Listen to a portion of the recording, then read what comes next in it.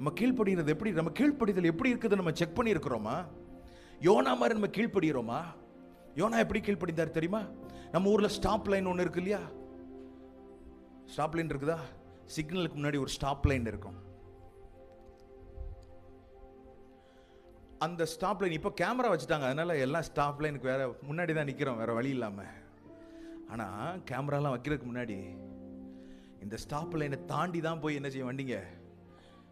நம்மளே பின்னாடி நிறுத்தி யோசிப்போம், என்ன அங்கே போய் நிற்கிறான், ரவுண்டானா இருக்கும், ரவுண்டானாக்கு பக்கத்தில் போய் நிற்பான், என்ன அது அங்கே போய் நிற்கிறான் அப்படின்னு. என்ன சொல்லுது தெரியுமா? கீழ்ப்படிவோம்.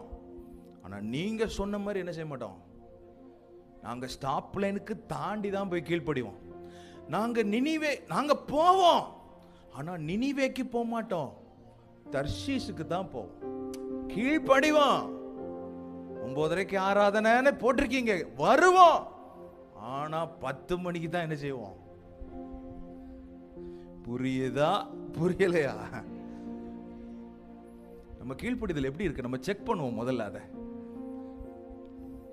ஆண்டவருக்கு கீழ்ப்படுகிறோமா? இன்னர் அஜெண்டாவோட கீழ்ப்படுகிறோமா? இல்ல கீழ்ப்படிதலை நமக்கேற்றபடி கீழ்ப்படுகிறோமா? மாற்றம் வேணும்ல. ஆண்டவர் இன்னைக்கு சில விஷயத்தை ட்ரிம் பண்ணணும்னு எதிர்பார்க்கிறார். என்னன்னா, உன் கீழ்ப்படிதலை நீ கொஞ்சம் செக் பண்ணு. நான் உனக்கு உன்னில் எதிர்பார்க்கிறபடி நீ கீழ்ப்படுகிறாயா, இல்ல உன் இஷ்டத்துக்கு கீழ்ப்படுகிறியா?